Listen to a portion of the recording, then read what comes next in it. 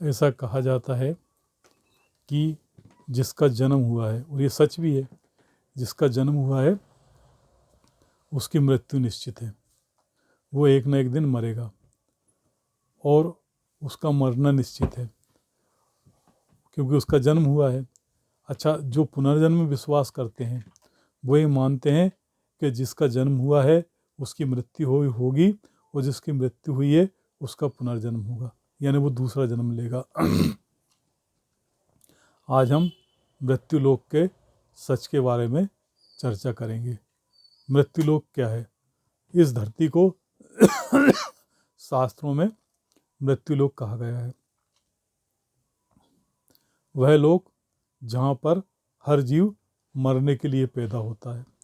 जीव जन्म लेता है और मरता है, और ये जीवों की परस्पर निर्भरता है। जब जीव कोई मरता है तो किसी दूसरे का भोजन बनता है। जिसका भोजन बनता है वो भी जीव ही होता है, चाहे वो वनस्पति हो, चाहे वो जीव हो, चाहे वो पशु पक्षी हो, चाहे वो कीट पतंगे हों, लेकिन वे सब एक दूसरे के भोजन बनते हैं। और यही मृत्युलोक का सच है। जब भोजन बनते हैं तो भोजन बनने के लिए क्या करना पड़ता है? जब जब कोई जीव किसी जीव को मारता है तभी वो अपना अस्तित्व कायम रख पाता है, अन्यथा वह खुद भूख से मर जाएगा, वह भूख से कमज़ोर हो जाएगा। अब ऐसे में हम बहुत सारी बातें करते हैं, बहुत सारे संत महात्मा कहते हैं हिंसा से दूर रहिए, अपने आप को जो है किसी को सताइए मत, किसी को परेशान मत कीजिए, किसी को दुख मत दीजिए, किसी को तकलीफ़ मत दीजिए। इस तरह अपना जीवन बिताइए जिससे हम सबका भला कर सकें, सबको सुख पहुंचा सकें। इस तरह के उपदेश, नाना प्रकार के उपदेश दिए जाते हैं। लेकिन इन उपदेशों के होने के बाद भी जब जीव को भूख लगती है, भूख सताती है, तो वो कितना ही भला हो, कितना ही अच्छा हो, वो भोजन प्राप्त करने के लिए हिंसा का सहारा लेता ही है। हिंसा का सहारा उसे लेना ही पड़ता है। अच्छा, ये हिंसा ऐसी हिंसा है जो जीने के लिए बहुत ज़रूरी है। अगर मान लो कोई शाकाहारी है, वह जो है साग फल फूल पर जीवित रहता है, तो वह भी जब किसी पेड़ से फल तोड़ता है तो उस पेड़ को अगर हम जीवित माने, पेड़ को जीव माने, उसमें जीवन माने, तो उससे जो फल तोड़ता होगा उसे भी दुख, उस पेड़ को भी दुख होता होगा। वो कुछ पौधे ऐसे होते हैं जिनको जड़ से उखाड़ लिया जाता है। उनको जड़ से उखाड़ना माने उनकी ज़िंदगी को ख़त्म कर देना है। जैसे मूली, गाजर, इस तरह के जो पौधे होते हैं वो उनको पूरी जड़ समेत उखाड़ना पड़ता है। जब उन्हें जड़ समेत कोई मनुष्य उखाड़ता होगा तो वे भी जीव हैं, उनको भी दुख होता होगा, वो भी अपने मरने के दुख से दुखी हो जाते होंगे। क्योंकि इस धरती पर जो भी आया है उसमें वो जीना चाहता है, उसमें जीवन की ललक रहती है। और जीवित रहने के लिए तो जीवित रहने के लिए वो हत्या जैसे जघन्य कृत्य करने में भी नहीं चूकता। जिस तरह कंद मूल फल हैं, वे भी जीवित रहने के लिए भोजन पर निर्भर करते हैं। वे भी भोजन लेते हैं खाद के रूप में। वो खाद कहाँ से होती है? वो भी जीवों के अवशेष ही रहते हैं, मृत जीवों का अवशेष रहते हैं, मृत वनस्पतियों के अवशेष रहते हैं। उनसे जो खाद बनती है वह उनका भोजन बन जाती है। उस भोजन से उस खाद से वो पोषण प्राप्त करते हैं, और इस तरह से वे जो है अपने आप पोषण करके वे भी एक भोजन का भंडार बन जाते हैं। वे भोजन का भंडार बन जाते हैं जिनसे पशु उनको कुछ तो चारे के रूप में पशु खा लेते हैं, कुछ जो है फल फूल रूप में मनुष्य खा लेते हैं, और कुछ ऐसे इस तरह से भोजन की एक श्रृंखला बन जाती है। लेकिन वो उसमें भी मौत का चक्र चलता रहता है, मौत का खेल चलता रहता है उस भोजन। इसके बाद जो है जो ये भी इस बात को विज्ञान ही मानता है। जैसे प्राथमिक रूप में शाकाहारी होते हैं, फिर इसके बाद दूसरी स्टेज आती है, वो मांसाहारी होते हैं। वो जो शाकाहारी हैं उनको खाकर अपना भोजन ग्रहण करते हैं। वे मांसाहारी जीव भी भोजन करके अपना उदर पोषण करते हैं। आखिर जीव उदर पोषण क्यों करना चाहता है? क्योंकि हर जीव के मन में जीने की इच्छा होती है। जीने की प्रबल इच्छा ही उसे ये सब काम कराती है, और वह जीने की प्रबल इच्छा के लिए किसी को मारने में भी नहीं चूकता। और यही उसके अस्तित्व को कायम रखता है। वो जीना क्यों चाहता है? क्योंकि उसके मन में कामनाएँ होती हैं, उसके मन में लोभ होता है, उसके मन में मोह होता है, उसके मन में वासनाएँ होती हैं, उसके मन में विकार होते हैं, वो उसके मन में बहुत सारी इच्छाएँ होती हैं जिनको वो पूर्ति करना चाहता है। वो सपने देखता है सुखद भविष्य के, इसके लिए वो जो है जीना चाहता है। जीने के लिए वह इस तरह का सहारा लेता है, उदर पूर्ति करता है। ये उदर पूर्ति उसको जीवन प्रदान करती है। अब इसके इसके बीच में एक एक लोग कहते हैं कि इसकी प्रमुख भूमिका कौन निभाता है मृत्यु और जीवन के लिए? मृत्यु को देने वाला कौन है? तो मृत्यु के देवता, मृत्यु को मृत्यु दाता के लिए काल का विचार किया गया है कि जो काल है वही मृत्यु का कारण बनता है और वही जीवन का कारण भी बनता है। तो काल को एक तो समय कहा गया है, पीरियड कहा गया है, काल को अवधि कही गई है। वह काल क्या है? वह काल एक निश्चित अवधि होती है, जिस अवधि तक जीव जीवित रह सकता है, अधिकतम रूप से जीवित रह सकता है। क्योंकि काल मृत्यु के रूप में बैठा हुआ है, वह जीव को मारने के लिए हमेशा तत्पर रहता है। जीव को मालूम है कि काल मौजूद है, वो काल हर समय मौजूद है। वो काल जो मौजूद है वह मृत्यु को लेकर बैठा हुआ है, और वो जब जब काल अपना असर दिखाएगा तो वो हमारे जीवन को छीन लेगा। इसलिए जीव क्या करता है? वह काल उसके शरीर के अंदर भी बैठा है, वह काल बाहर भी है, वह काल उसके भीतर भी है। वह काल उसके शरीर के भीतर रहकर उसको मारने के नाना प्रकार के यत्न करता है। ऐसी स्थिति में जीव उस काल को भड़काने के लिए, काल को दूर रखना, मौत से दूर रखने के लिए वह जो है काल को भोजन देता है। ऐसा कहा जाता है कि जो हम भोजन करते हैं, जो हम खाना खाते हैं, वो उस काल का भोजन है। वो हम भोजन करके उस काल को हम कलेवा दे देते हैं, और उस काल को जब भोजन मिल जाता है तो वो हमारे शरीर को खाने से हमारे शरीर को नहीं खाता, हमारे जीवन को नष्ट नहीं करता। और इस तरह हम काल को, हमारी मृत्यु को टालते रहते हैं। लेकिन इसके बाद भी काल जो है हमें नहीं छोड़ता, क्योंकि वह एक निश्चित अवधि तक ही हमें जीने का मौका देता है। जैसे ही हमारी अवधि पूरी होती है, जैसे ही हम अवधि पूरी हो जाती है, फिर हमारा काल हमारे भोजन से संतुष्ट नहीं होता, हमारे इलाज से संतुष्ट नहीं होता, हमारी दवाओं से संतुष्ट नहीं होता। हर चीज़ बेअसर हो जाती है, और जब हमारी उम्र पूरी हो जाती है तो हमारे शरीर के संग काम करना बंद कर देते हैं, और फिर हमें आखिरकार मृत्यु का वर्ण करना ही पड़ता है। तो यही मृत्यु लोक का सच है, और इसीलिए इसे मृत्यु लोक कहा गया है, क्योंकि यहाँ पर मौत नाचती है। हर पल मौत अपना नर्तन करती रहती है, हर जगह मौत अपना नर्तन करती रहती है। आकाश में मौत अपना नर्तन करती है, ज़मीन में मौत नर्तन करती है, पानी में मौत नर्तन करती है। और ऐसा कोई घर में मौत नर्तन करती है। ऐसा कोई स्थान नहीं है जहाँ पर मौत अपना असर नहीं दिखाती हो, या जहाँ पर मौत मौजूद ना हो। ऐसा कोई घर नहीं है जहाँ पर किसी न किसी की मौत नहीं हो। ऐसा कोई जीव नहीं है जिसकी मृत्यु ना हुई हो। ये मौत जो है हमेशा मौजूद है। इस मौत के साथ में जीवन भी है, मौत के साथ में जीवन। और उस मौत को चकमा देने के लिए हम जो है इस तरह के नाना प्रकार के उपाय करके हमारे जीवन को जीते रहते हैं। हर व्यक्ति लंबी उम्र जीना चाहता है, लेकिन वो जी नहीं पाता। और असल में हमारे सारे प्रयास भी ये होते हैं। हम बड़े से बड़ा पाप क्यों करते हैं? क्योंकि हम जीना चाहते हैं। हम दूसरों का हक क्यों मार लेते हैं? क्योंकि हम जीना चाहते हैं। हम जो है अधिक से अधिक सुविधाएं क्यों प्राप्त करते हैं? क्योंकि हम अच्छे से जीना चाहते हैं। और हमें मालूम है कि हम जीने के लिए ये जो कर रहे हैं, ये जो है हम किसी जीव को दुख दे रहे हैं, किसी को परेशान कर रहे हैं, किसी के हक को छीन रहे हैं, केवल इसलिए क्योंकि हम जीना चाहते हैं। और जीना इसलिए चाहते हैं क्योंकि हम मरना नहीं चाहते। और यही स्थिति जो है हमें जो है हमें संसार में कर्म करने के लिए प्रेरित करती है, और हम लगातार कर्म करते रहते हैं। और कर्म करके अपने भोजन को जुटाते रहते हैं। और इस तरह से ये प्रकृति का संतुलन भी बना रहता है, और प्रकृति का संतुलन बना रहता है, और ये संसार का चक्र चलता रहता है। इस संसार का चक्र का मौत से बड़ा गहरा संबंध है।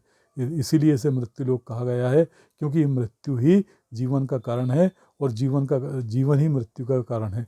ये दोनों परस्पर एक दूसरे से निर्भर हैं, और इससे कोई बच नहीं सकता। अगर मान लो मौत नहीं होती, किसी भी जीव की मौत नहीं होती, तो क्या होता? तो एक बात याद रखिए, अगर किसी भी जीव की मौत नहीं होती, तो ये मृत्यु लोक एक पल को भी नहीं चल सकता। क्योंकि जो जन्म ले लेता वो यहाँ पर रहता, वो कोई मरता ही नहीं, तो इस संसार में ना तो कोई नवीन जन्म होता, ना कोई संसार में कोई परिवर्तन होता, ना कोई नए विचार आते, कुछ भी नहीं होता, ना कोई विकास होता। जैसे व्यक्ति जहाँ है वहाँ का वहीं होके रह जाता। और इस तरह से ये जो मृत्यु लोक, फिर मृत्यु लोक इस स्वरूप में नहीं रहता। तो मृत्यु लोक का सच क्या है? मृत्यु लोक का सच ये है कि मौत यहाँ पर प्रधान है, और मौत प्रधान है तो मौत के साथ हिंसा भी प्रधान है। इसलिए जो कहते हैं हिंसा से दूर रहें, वे हिंसा से दूर नहीं रह सकते। कैसे रहेंगे हिंसा से दूर? अगर मान लो वो हिंसा से दूर रह भी नहीं, वो किसी की जीव की हिंसा नहीं करें, किसी भी जीव की हिंसा नहीं, तो भोजन करेंगे, भोजन करने के लिए कुछ तो करेंगे, वो कुछ करेंगे। अब मान लो जो भोजन कर रहे हैं, उस भोजन को, वो भोजन कैसे उत्पन्न हुआ है? उस भोजन में कीटनाशकों का प्रयोग हुआ है। कीटनाशकों का प्रयोग करके किसान ने उसमें जो उस भोजन को उत्पन्न करने में जो कीट बाधा डाल रहे थे, उन कीटों की हत्या की है। उन कीटों की हत्या करके वो भोजन आया है। तो वो भोजन में उन कीटों का हत्या का भी अंश छिपा हुआ है। वो भोजन हम कर रहे हैं, हम तो शाकाहार कर रहे हैं, पर वो जो है उसमें भी तो हत्या की गई है उस भोजन को उत्पन्न करने के लिए। तो उसमें उस हिंसा से हम कैसे बच सकते हैं? अगर हम उसको न माने कि इसके दोषी हम नहीं हैं, ठीक है, आप उसके दोषी नहीं हैं, लेकिन आप व्यापार करते हैं, आप बाज़ार से जो सामान खरीद रहे हैं, जिससे सामान खरीद रहे हैं, वो व्यक्ति मांसाहारी है, वो मांस ग्रहण करता है, और तुम उससे शाकाहार का सामान खरीदो, लेकिन वो तुम्हारे पैसों से क्या करेगा? तुम्हारे पैसों से वो मांस खरीदेगा, मांस खरीद के वो मांसाहार करेगा। उस मांसाहार का कारण कौन बनेगा? उस मांसाहार का कारण आप भी बनोगे। आप इससे इनकार नहीं कर सकते। आप किसी न किसी तरह से आप हिंसा से दूर रह ही नहीं सकते, क्योंकि हिंसा ही तो मारती है। और जो मारती है, तो जो मारने के बाद जो बचता है, जो शेष बचता है, वो आपका भोजन बन जाता है, वो भोजन में बदल जाता है। और यही तो चक्र है, यही तो प्रक्रिया है जो सतत चलने वाली है। इसके बाद जीव भोजन करने के बाद, जब कोई मनुष्य भोजन करता है, इसके बाद वो जो है उस भोजन का पोषण होता है। उस भोजन के पोषण के बाद शरीर के अंदर एक प्रतिरक्षा तंत्र भी है। शरीर के अंदर भी बहुत सारे बैक्टीरिया होते हैं, बहुत सारे कीटाणु होते हैं। वो अगर शरीर का प्रतिरक्षा तंत्र ना हो, तो वो कीटाणु जो है हमारे शरीर को नष्ट कर देंगे। हम एक पल भी जीवित नहीं रह पाएंगे। तो प्रतिरक्षा तंत्र क्या करता है? वो प्रतिरक्षा तंत्र हमारा क्या करता है? वो प्रतिरक्षा तंत्र हमारे उन कीटाणुओं को, उन जीवों को मारता है, उनको नष्ट करता है। कुछ कोशिकाएं ऐसी होती हैं जो उन जीवाणुओं को खा जाती हैं, भक्षण कर लेती हैं, नष्ट। वो एक सेना है हमारे शरीर की। वह भी वो पूरी हिंसा पर आधारित है। वो पूरी तरह हिंसक होती है। वो शरीर में हिंसक करने वाला जो स्वरूप है, वो काल, हमारे वो शरीर के अंदर जो काल बैठा हुआ है, वही ये काम भी करता है। दूसरी तरफ जो शरीर में पालन करता हुआ है, वह भी हमारे शरीर के भीतर बैठा है। हम जो भोजन करते हैं, उससे जो पालन करता है, वो हमारे शरीर का पोषण करता है, वो हमारे शरीर का पालन करता है। उस शरीर में ही बहुत सारे लाखों की संख्या में, करोड़ों अरबों की संख्या में बैक्टीरिया रहते हैं। उनको भी भोजन मिलता है जो हम भोजन करते हैं, उसी से उनका भी पालन होता है, उनका जीवन चक्र भी चलता रहता है। हमें पता ही नहीं चलता कि कितनी सृष्टियाँ, अनगिनत सृष्टियाँ हमारे भीतर ही पल रही हैं, पनप रही हैं, जी रही हैं, रह रही हैं, और जीवन का आनंद भोग रही हैं, और हमको पता ही नहीं चलता। हम इससे बेफिक्र रहकर हम अपने कार्य करते रहते हैं। हमारी दूसरे प्रकार की चिंताएं होती हैं, दूसरे प्रकार की परेशानियां होती हैं, दूसरे प्रकार की तकलीफ़ें होती हैं। हमें अपना जीवन बचाने का लगातार प्रयास करना पड़ता है। ये मृत्यु को टालने का प्रयास लगातार करना पड़ता है, सतत करना पड़ता है, 24 घंटे करना पड़ता है, हर पल, हर घड़ी, हर वक्त करना पड़ता है। हम इसमें एक पल की विलम्ब नहीं कर सकते, हम इसमें जरा सी भी देरी नहीं कर सकते, हम इसमें जरा सी भी चूक नहीं कर सकते। हम अगर जरा से चूकेंगे तो हमारे मौत हमें तुरंत पकड़ लेगी। जैसे हम अगर मान लो जानबूझ के या गफलत, किसी भी तरह से चूक से अगर हम पानी में गिर जाएंगे और हम तैरना नहीं जानते, तो मौत हमें फ़ौरन दबोच लेगी। यदि हम जाने अनजाने में विष खा लेंगे, तो भी मौत हमें तुरंत दबोच लेगी। यदि हमें कोई जहरीला कीट काट लेगा, जहरीले सांप बिच्छू से हम के दंश के शिकार हो जाएंगे, तो भी हमें मौत फ़ौरन दबोच लेगी। अगर हम रोगाणुओं के संपर्क में आ जाएंगे, तो बीमारी हमें जकड़ लेगी, हमारे शरीर का प्रतिरक्षा तंत्र फ़ौरन फेल हो जाएगा, तो तब भी मौत हमें जकड़ लेगी। मौत हमें हर समय अपने आगोश में लेने के लिए तत्पर रहती है, और हम उस मौत से बचना चाहते हैं। अब दूसरी बात यह है, कुछ लोग कहते हैं कि मौत है कैसी, कुछ लोग कहते हैं मौत को आनंददायक बनाओ। मौत बुरी नहीं है, मौत तो अनिवार्य सत्य है और मौत आनंददायक है। पर मौत आनंददायक कैसे होती है, इसके बारे में जो साधक हैं, जो चिंतक हैं, जो जो जो वीतरागी लोग हैं, उन्होंने इस बात को बड़े अच्छे से विस्तार से समझाया है कि मौत आनंददायक कैसे हो सकती है, मौत उत्सव कैसे हो सकती है। और दरअसल उनका कहना है कि उत्सव तो मौत का मनाना चाहिए, जीवन का उत्सव नहीं मनाना चाहिए, उत्सव तो मौत का उत्सव मनाना चाहिए। मौत आनंददायक कैसे होती है, इसको ज़रा थोड़ी विचार करके समझिए। हम जब तक जीवित रहते हैं, हमें हमारे अंदर नाना प्रकार की चिंताएं रहती हैं, नाना प्रकार की परेशानियां रहती हैं, कई प्रकार की तकलीफें हम भोगते रहते हैं। जीने के लिए हम संघर्ष करते रहते हैं, अस्तित्व के लिए हम नौकरी ढूंढते हैं, हम पढ़ाई करते हैं, हम बहुत सारी चीज़ें बनाते हैं, हम व्यवसाय करते हैं, हम लगातार काम करते रहते हैं, लगातार रोजी रोटी जुटाते रहते हैं। क्यों? और लगातार हम जो है कष्ट भी उठाते हैं, तकलीफ भी उठाते हैं, परेशानी भी उठाते हैं, बेचैन भी रहते हैं, चिंता में भी घिरे रहते हैं। ये सब जो है हमको बड़ी दुखदाई होती है, हमें परेशानी कारण होती है। फिर भी हमारे जीवन के प्रति मोह रहता है और हम जीना चाहते हैं। इसके बाद हम थक जाते हैं, थकने के बाद हमें लगता है कि हम क्या करें, तब हमारा शरीर विश्राम चाहता है और विश्राम में हम सो जाते हैं, हम गहरी निद्रा में चले जाते हैं। वो निद्रा जो है हमें, जब हम गहरी निद्रा में चले जाते हैं तब हम दुनिया को भूल जाते हैं। उसको कहा गया है कि ये भी एक मौत का प्रकार है। अगर आप उस समय मर गए हैं, उस समय आप सो गए हैं, उस समय आप मरे के समान है, मुर्दा के समान है। उस समय आपको दुनिया में क्या हो रहा है इसकी जानकारी आपको नहीं रहती, आप बिल्कुल बेखबर होते हैं। आपको भोजन की भी चिंता नहीं रहती, आपको किसी प्रकार की कोई चिंता तकलीफ नहीं रहती। आप सीधे सो जाते हैं, सीधे विश्राम ले लेते हैं। उस विश्राम में आप जो है आप और वो विश्राम ही तो मौत का अनुभव है। और नींद को हमेशा सुखदायक कहा गया है, नींद को दुखद नहीं कहा गया। नींद को कोई दुखद कह भी नहीं सकता, नींद हमेशा सुखदायक बताई गई है।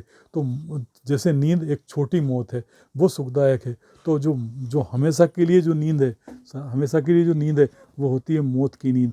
और वो मौत की नींद कितनी सुखदायक होगी, कितनी परम सुखदायक होगी, इसकी कल्पना हम नहीं कर सकते, एक साधारण जीव नहीं कर सकता। लेकिन वे ऋषि मुनि हैं, वे साधक, वे चिंतक, वे विचारक इसकी कल्पना करते हैं, इसके बारे में सोचते हैं, गहन विचार करते हैं। और फिर वो कहते हैं कि मौत आनंददायक है, मौत उत्सव है। जियो इस तरह जियो, अगर जीना भी है तो इस तरह जियो ताकि हमारी मौत, जब हम मरें, जब हम चिर निद्रा में सोएं, तो वो एक उत्सव बन जाए।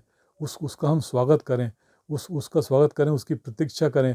और जब वो हमारे पास आए हमें, तो हम उसको जो है सहजता से गले लगा लें, सहजता से मर जाएं। और हम मौत जो मरते हैं, जो मौत को गले लगाते हैं, वे भी तो कुछ ना कुछ उपकार करके जाते हैं। अपने शरीर की अपनी शरीर की आहुति देकर वे संसार को छोड़ जाते हैं, अपनी जगह रिक्त कर जाते हैं। उस जगह की भरपाई के लिए दूसरे जीव जन्म ले लेते हैं और वो उस जगह की भरपाई कर लेते हैं। जैसे इसको इस तरह समझें, जैसे एक कर्मचारी है, वह नौकरी करता है, नौकरी करते हुए जब वो 60-62 साल की उम्र का हो जाता है, तब उसे रिटायर कर दिया जाता है। उसे रिटायर करने के बाद फिर उसकी जगह पर किसी नए जीव का, किसी नए मनुष्य को, किसी नए व्यक्ति को, योग्य व्यक्ति को वो नौकरी दे दी जाती है। वो रिटायर हो जाता है, उसकी नौकरी वो दूसरा करने लगता है। वो रिटायर होने के मतलब उस नौकरी से वो हट गया। ऐसे ही जीवन है, वो जब बूढ़ा हो जाता है, आसक्त और कमज़ोर हो जाता है, जब उसकी इंद्रियां शिथिल हो जाती हैं, तब वो बिल्कुल जर्जर हो जाता है, तब वो मर जाता है। उसका मरने का मतलब ये है कि एक तो उसके शरीर के कष्टों से छुटकारा मिल जाता है, देह की तकलीफों से छुटकारा मिल जाता है, यादि व्याधियों से छुटकारा मिल जाता है। और दूसरी बात ये कि वो समाज पे एक तरह से लोग उसे मानते हैं कि वो कमाने लायक होता नहीं है, केवल समाज ही उसका पोषण करता है। वह कुछ नहीं करता कमाने के लिए। तो वो उस स्थिति से भी वो बच जाता है। वह समाज का भी भार हटता है और वह जो है समाज को खाली करके जाता है, इस जगह को खाली करके जाता है। उसकी जगह पर दूसरे जीव अपनी ज़िंदगी को जीते हैं। और ये जो होता है, यही तो आनंददायक है, यही तो आपको आनंद प्रदान करता है। और इसके लिए आपको जो है, आपको इससे बचना नहीं है, आपको इसकी तैयारी करना है। आपको इसकी तैयारी करके आपको सोचना है कि हम ये सब कर गए। और ये इसीलिए तो हमें मौत आनंद प्रदान कर रही है कि हम जो है इस हम अब कुछ करने लायक नहीं बचे। अब हमारी रुखसत का, हमारी विदाई का वक्त आ गया है, अब हम जाएं। और ऐसी स्थिति में कहते हैं जब पूरी उम्र पाकर व्यक्ति मृत्यु गले लगाता है तो परिजनों को, समाज को, किसी को उनकी मौत का दुख नहीं होता। सभी लोग उनकी मौत को एक उत्सव की तरह लेते हैं। ऐसे बुजुर्ग, ऐसे वयोवृद्ध की मृत्यु परिवार में उत्सव का ही कारण हो जाती है, क्योंकि इसके बाद उनके द्वारा अधिकृत संपत्ति परिवार में बांट दी जाती है, उनका कमाया हुआ धन सब लोगों में बांट दिया जाता है और उनकी जिम्मेदारी, उनके शरीर की देखभाल की जिम्मेदारी से मुक्त हो जाता है परिवार, उनके अस्तित्व से मुक्त हो जाता है, उनको याद में संजो लेता है और फिर उनके बनाए हुए उनकी बनाई हुई संपत्ति का उपभोग करता है। और ऐसे में जिसकी मृत्यु होती है वह जब ये सब काम करके जाता है तब वो जो है आनंद के साथ मौत को गले लगाता है। मृत्यु दुखदाई किनकी होती है, इस विषय में विचार कीजिए। मृत्यु दुखदाई उनकी होती है जो शरीर से मोह पालते हैं, जो संबंधों से मोह पालते हैं, जो समाज से मोह पालते हैं, जो परिवार से मोह पालते हैं। ये मोह जो है, जिनके अंदर लोभ होता है, जिनके अंदर लालच होता है, जिनके अभिमान रहता है, और जो जो जो जो मरना नहीं चाहते। क्यों नहीं मरना चाहते? क्योंकि उन्हें लगता है कि वे जो है अगर मर गए तो वो ख़त्म हो जाएंगे, और वो ख़त्म होना नहीं चाहते। वे जीना चाहते हैं, और जीते हैं तो पाप करते हुए जीते हैं, जीते हैं तो बुरा करते हुए जीते हैं, जीते हैं तो लोभ लालच को पाल के जीते हैं, जीते हैं तो किसी को दुख तकलीफ देकर जीते हैं। इस तरह उनका जीवन चलता है और वो इस जीवन से खुश भी रहते हैं, दूसरों को दुख देकर उन्हें आनंद मिलता है। और ये सब करते हुए वह जो है, उनके लिए मौत बड़ी दुखदायक हो जाती है, क्योंकि उनको जीवन से सबसे ज़्यादा लगाव होता है। और जब जीवन से सबसे ज़्यादा लगाव होगा तो मौत उनकी सबसे ज़्यादा दुखद होगी, सबसे ज़्यादा पीड़ाजनक होगी, सबसे ज़्यादा कष्टदायक होगी। और वे जो है बार बार जीने का प्रयास करेंगे, उसके लिए नाना प्रकार के यत्न करेंगे, तरह तरह की चिकित्सा दवाएं लेंगे, तरह तरह के उपचार करेंगे, किसी भी तरह से अपने शरीर को सहेजने की कोशिश करेंगे हमेशा जो है, और अपने आप को युवा समझने की कोशिश करेंगे। लेकिन इसके बाद भी शरीर की एक सीमा है, काल अपना काम कर रहा है, काल 24 घंटे अपना कार्य कर रहा है, और वह काल अपना काम करके ही मानता है, उनकी एक नहीं चलती। और ऐसे लोगों की मौत दुखदाई होती है। पर एक बात यदि जिसके लिए मौत दुखदाई है, जिस व्यक्ति को जो मर रहा है, अगर वो अपनी मौत को दुखदाई बना रहा है तो याद रखिए वह व्यक्ति मर रहा है तो उसके लिए वो दुखदाई है, लेकिन वो समाज के लिए और बाकी के लोगों के लिए उतनी ही सुखदाई बन जाती है, क्योंकि लोग उससे परेशान रहते हैं, लोग उसकी चालाकियों से, लोग उसकी बदमाशियों से, लोग उसकी हरकतों से परेशान रहते हैं। लोग खुद चाहते हैं कि ऐसा व्यक्ति इस संसार में जीने लायक नहीं है, इसको तो मर जाना ही श्रेष्ठ है। और ऐसे व्यक्ति की मौत जो है समाज के लिए, बाकी सब लोगों के लिए सुखदाई हो जाती है, जो उसके लिए सबसे अधिक दुखदाई होती है। मौत जिसके लिए मौत सुखदाई होती है वह समाज के लिए दुखदाई होती है। कहते हैं ना कि जब जब जब जीव पैदा होता है तो रोता है, लेकिन कोई विद्वान कहते हैं कि जब जीव पैदा होते हुए रोता है तो जब जब जीव रोता है तो जहाँ पैदा होता है वहाँ पे लोग खुश होते हैं उसके जन्म से, लेकिन जब वो जीव मरता है तो वो मरता है तो बाकी लोग रोते हैं। ये रोना क्या है? ये रोना उसके बिछड़ने का दुख है। लेकिन जीव जब पैदा होता है तब रोए, और जब मरे तब हंसे, तो ये समझ लो उसका जीना सार्थक हो गया।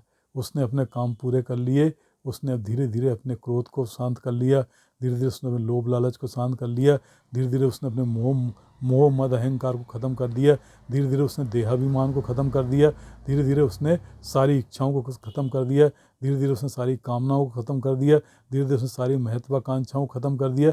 धीरे धीरे वो जीवन की असारता समझने लगा। वो जीवन शरीर की जर्जरता की पहचान उसने कर ली, और वो समझ गया कि ये शरीर दुख से भरा हुआ है, संसार दुख से परिपूर्ण है, और इस दुख से छुटकारा, इस शरीर के इन बंधनों से छुटकारा केवल हमें मौत ही दिला सकती है।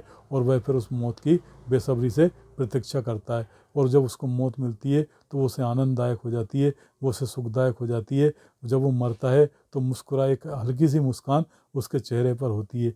ये मुस्कान ही उसकी जीवन की सफलता की पहचान होती है। और जिस व्यक्ति के मरते समय चेहरे पे मुस्कान होती है, वह अपने जीवन को सार्थक बना लेता है। और जिसके चेहरे पर बेचैनी होती है मरते समय, उसको एहसास होता है कि उसने बहुत पाप किए हैं, बहुत बुरे कर्म किए हैं, और यही कारण है। और इसीलिए वो चाहता है कि जी ले, लेकिन नहीं, वो नहीं जीता, इसलिए उसके मरने उसके चेहरे पर वो बेचैनी होती है। जो अच्छे कर्म करके मरता है उसके मन में कोई पछतावा नहीं होता, कोई दुख नहीं होता, इसलिए उसकी मौत आनंददायक होती है। जो बुरे कर्म करते हुए मरने लगता है तो आखिरी में उसे एहसास होता है अपने पापों का, अपने बुरे कर्मों का, और बुरे कर्मों से मिले हुए अंजाम का और परेशानियों का। तो वह ये सोचकर चिंता करने लगता है कि अब क्या होगा, ये मौत तो। और फिर वो सोचता है कि अगर जीवन मिल जाता तो ये बुरे काम के बदले वो कुछ भले काम करता, कुछ अच्छे काम करता, लेकिन ये काल, ये समय, ये शरीर फिर साथ नहीं देता, और फिर उसकी मौत हो जाती है और वह इस मलाल को लेकर ही मर जाता है।